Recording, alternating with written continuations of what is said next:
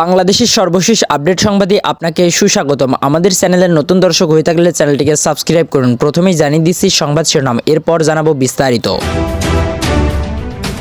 শুধু নির্বাচন নয়, রাজনীতিটাই আমাদের জন্য বড় চ্যালেঞ্জ বলেছেন পার্থ। সর্বশেষ জানাবো মমতার বক্তব্যে বাংলাদেশের স্বাধীনতা সার্বভৌমত্বের প্রতি হুমকি বলেছেন মির্জা ফখরুল ইসলাম আলমগীর।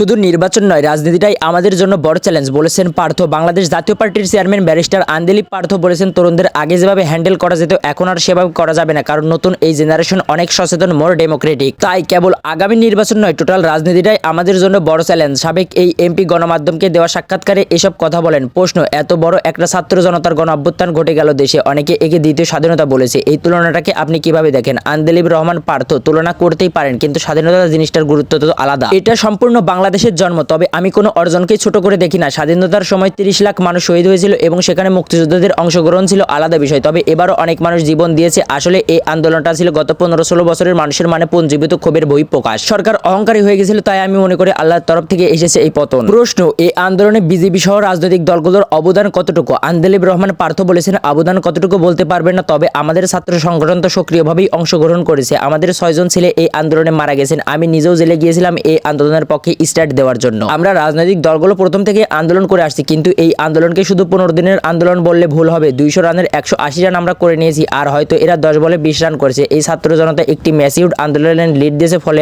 ছাত্র জনতা সফলতা এসেছে। প্রশ্ন, অন্তর্বর্তী সরকারের সংস্কার কার্যক্রমকে কিভাবে আপনি দেখছেন? কোন কোন বিষয় সংস্কারের উপর আপনারা অধিক গুরুত্ব দিচ্ছেন? আন্দেলিপ রহমান পার্থ বলেছেন, আমরা এটাকে পজিটিভলি দেখছি। আমরা সংবিধানের সংস্কারের উপর গুরুত্ব দিচ্ছি, ওদিকে নির্বাচন কমিশনারের কিছু কিছু ব্যাপার আছে সেগুলোও দেখছি। প্রশ্ন, দেশের রাজনৈতিক অবস্থানটা আসলে কি, কেমন চলছে অর্থনীতি? আন্দেলিপ রহমান পার্থ বলেছেন, সার্বিক রাজনৈতিক পরিস্থিতি আমরা পজিটিভলি মনে করি, কারণ একটা বিপ্লবের মাধ্যমেই এই সরকার এসেছে। নৈতিকভাবে আমরা সবাই এই সরকারের পাশে দাঁড়িয়েছে, সমর্থন করেছি। প্রত্যেকটা সরকারের মধ্যে তো একটু আধটু ভুল ত্রুটি হবেই, আর এটাও মাথায় রাখতে হবে যে এটা কোনো রাজনৈতিক সরকার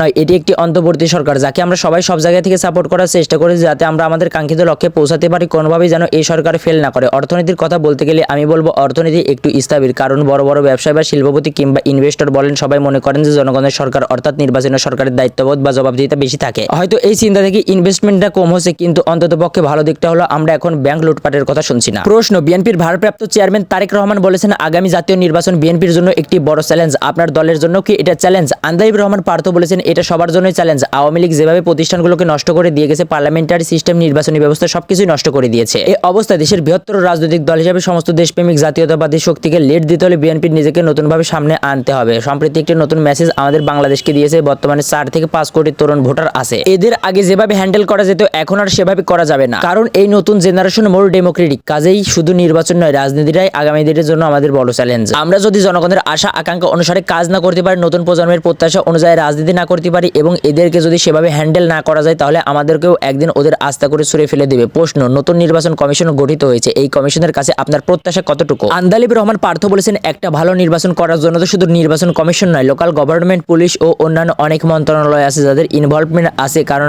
নির্বাচন কমিশনের তো হাত পা বাঁধা থাকে, কারণ ওদের তো প্রয়োজনীয় জনবল থাকে না। আমি মনে করি যে এই নির্বাচন কমিশনকে আমরা সবাই পজিটিভলি দেখা উচিত, সহযোগিতা করা উচিত। প্রায় 15-16 বছর পর সাধারণ মানুষও আবার ভোট দেওয়ার স্বপ্ন দেখছে। এই অবস্থায় এই নির্বাচন কমিশনকে যদি আমরা সবাই মিলে সহযোগিতা করি, তাহলে এই নির্বাচন কমিশন একটা ভালো নির্বাচন করতে পারবে। প্রশ্ন, নির্বাচনের রোডম্যাপ না দিলেও সরকারের আইন উপদেষ্টা সম্প্রতি বলেছেন, আগামী বছর জাতীয় সংসদ নির্বাচন অনুষ্ঠিত হতে পারে। এই সম্পর্কে আপনার বক্তব্য কি? আন্দেলিপ রহমান পার্থ বলেছেন, আমরা ধারণা করছি ভোটার তালিকা হালনাগাদ করার পরেই সরকার ভোট দিতে পারে, তবে এই ভোটার তালিকার কি অবস্থা তা আমরা জানি না। তবে আগামী বছরের শেষের দিকে কিংবা 2026 এর প্রথম দিকে একটা ভালো সময় নির্বাচন হতে পারে। এদিকে সরকারের পক্ষ থেকে সংস্কারের কথাও বলা হয়েছে। সরকারের পক্ষ থেকে এ নিয়ে রাজনৈতিক দলগুলোর সঙ্গে আলোচনাও করা হয়েছে। আমরা সেই অনুযায়ী আমাদের প্রস্তাবগুলো দিয়েছি। এই সংস্কার কার্যক্রমের একটা রোডম্যাপ সরকারের পক্ষ থেকে দিলে সেটি হয়তো দেখে আমরা বুঝতে পারবো যে নির্বাচনটা অ্যাকচুয়ালি কবে নাগাদ হতে পারে। প্রশ্ন, নির্বাচনের পর বিএনপি জাতীয় সরকার গঠনের কথা বলছে, এতে আপনাদের সম্মতি আছে কিনা? আন্দেলিপ রহমান পার্থ বলেছেন, 16 বছর ক্ষমতায় থাকার পরে আওয়ামী লীগ আমাদেরকে যে অবস্থায় রেখে গিয়েছে, এই অবস্থায় একটা জাতীয় সরকার গঠন করার সময়ের দাবি। সবাই মিলে আমরা কিভাবে একটা ভালো দেশ গঠন করতে পারবো, কিভাবে দেশের জন্য এই প্রক্রিয়াটা অন্তত শুরু করতে পারবো, সেই উদ্দেশ্যে মূলত এই জাতীয় সরকার গঠনের কথাটি এসেছে। কাজেই আমার মনে হয় বিএনপির এই জাতীয় সরকার গঠনের প্রবণতা অত্যন্ত গুরুত্বপূর্ণ এবং পজিটিভ প্রস্তাব, এবং এটা সবাই মেনেও নেবে। প্রশ্ন, আওয়ামী লীগকে নির্বাচনে অযোগ্য ঘোষণার দাবি এসেছে। গণহত্যার দায়ে আওয়ামী লীগকে নিষিদ্ধ কিংবা রাজনীতি করতে দেওয়া উচিত কিনা? আন্দেলিপ রহমান পার্থ বলেছেন, আমি নিজেই বিশ্বাস করি কোনো রাজনৈতিক দলের ভবিষ্যৎ নির্ধারণের বিষয়টা আসলে আসলে কোনো কলমের খোঁচাই হয় না। এটি ঠিক করবে দেশের জনগণ, কিন্তু আওয়ামী লীগ কিংবা কোনো রাজনৈতিক দল যদি তার বেসিক ক্যারেক্টার হারিয়ে ফেলে গণহত্যাকারী রাজনৈতিক দল হিসেবে অভিহিত হয় শুধু ক্ষমতায় থাকার জন্য, আমার মনে হয় এখন একটা সময় এসেছে চিন্তা করার। আসলেই কোনো একটা রাজনৈতিক দল যদি তার রাজনৈতিক ক্যারেক্টার থেকে দূরে সরে যায়, জনগণের কথা যদি না বলে, জনগণকে হত্যা করার পক্ষে ঢুকে যায় এবং জাতীয়ভাবে কিংবা দলীয়ভাবে তারা যদি এটাকে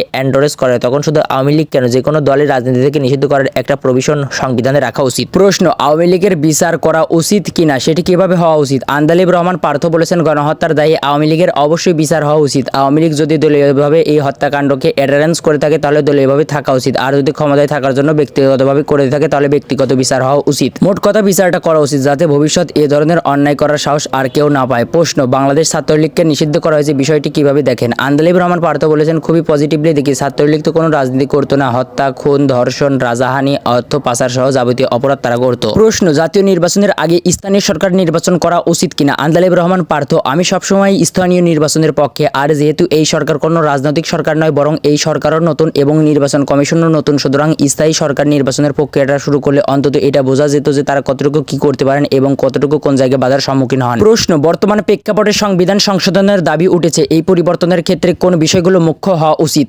আন্দালিব রহমান পার্থ বলেছেন, সংবিধান পরিবর্তনটা আসলে জনগণ সরকারের করা উচিত। তারপরে এই সরকার যেহেতু একটি বিপ্লবী সরকার, কিছু পরিবর্তন যদি এই সরকার করে এটাকে আমরা নৈতিকভাবে সমর্থন দিই, কিন্তু মেজর যে বিষয়গুলো যেমন রাষ্ট্রপতি ও প্রধানমন্ত্রীর ক্ষমতায় ভারসাম্য আনা, আর্টিকেল 2 এ মহানবী সাল্লাল্লাহু আলাইহি ওয়াসাল্লামের নাম অন্তর্ভুক্ত করা, এমপিদের কর্মপরিধি নির্ধারণ করে দেওয়া, তাছাড়াও সাংবাদিক, প্রকৌশলী, চিকিৎসক থেকে শুরু করে প্রবাসী গার্মেন্টস কর্মী পর্যন্ত সর্বস্তরের পেশাকর্মীদেরই একজন প্রতিনিধি থাকতে পারে, তাদের নিজ নিজ পেশার মানুষ প্রতিনিধিত্ব করবেন, মাদক সমস্যার নিরসন, এই বিষয়গুলো সংবিধানে থাকতে পারে।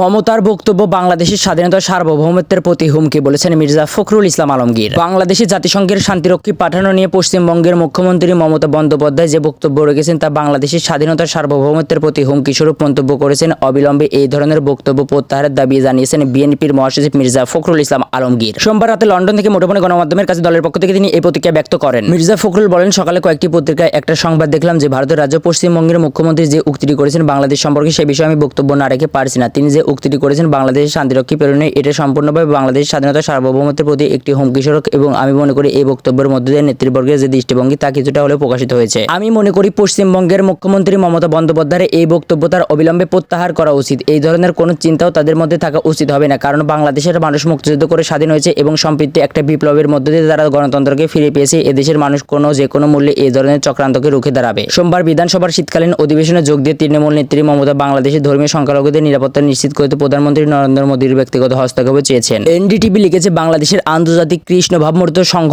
ইসকনের 3 জন পুরোহিত গ্রেপ্তার হওয়ার খবরের মধ্যে পশ্চিমবঙ্গের মুখ্যমন্ত্রী এমন দাবি তুললেন। সুপ্রিয় দর্শক, এই ছিল এখনকার সর্বশেষ বাংলা আপডেট সংবাদ। পরবর্তী বাংলা আপডেট সংবাদ পেতে চ্যানেলটিকে সাবস্ক্রাইব করে বেল আইকনটিকে বাজিয়ে রাখুন। আপনার মূল্যবান মন্তব্য জানিয়ে দিন আমাদের কমেন্ট সেকশনে, আর ভিডিওটি শেয়ার করে অন্যকে দেখার সুযোগ করে দিন।